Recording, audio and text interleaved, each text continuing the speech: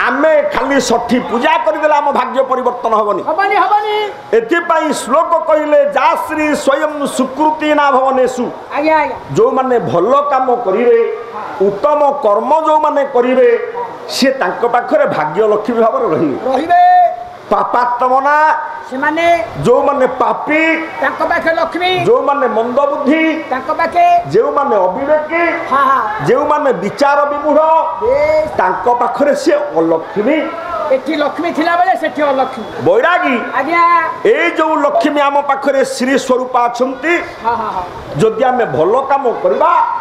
आम पाखरे से लक्ष्मी हेबे जदि पापी हबा हां हां आम पाखरे से अलक्ष्मी कृतधिय आज्ञा हृदयेषु बुद्धि बुद्धि जो मानकर मन भितरे आज्ञा जगतर कल्याण करबा पई हां हां निज बुद्धि की प्रयोग करंती हां हां सेठी लक्ष्मी होउछंती बुद्धि लक्ष्मी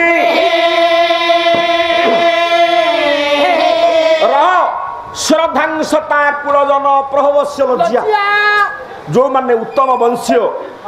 निज वंश मर्यादा को अक्षुण्ण रखिया सहित वंशर मर्यादा को परिवर्धन करती से पाखरे सी रहे श्रद्धा भाव अर्थात जगत को भल पाइबा बांटती से उत्तम वंशर लक्षण बई खाली से नुह से पाखरे सी लज्जा रूप रहे सी निज पितृपुरुषंकर कथा भावे मु ए काम कले लोक माने मो बापा बुढ़ा बापा जेजे बापा एमान को गाली करी तो से नीति लोकर पुओ ही के काम करूची छी छी छी छी छी पात्र हे तेनु सेठी से लज्जा भाव रे रहंती तां सेई जो सत्य बई लक्ष्मी नतास्तं परिपालय देवी विश्वं आमे समस्त सेई लक्ष्मी को पाखरे मुंडिया मारिया शरण पसिबा जी आम पाखरे भाग्य लक्ष्मी जी आम पाखरे गृह लक्ष्मी जी आम पाखरे धन लक्ष्मी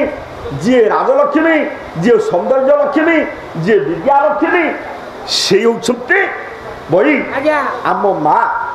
ए नारी माने होउछंती वास्तविक लक्ष्मी स्वरूपा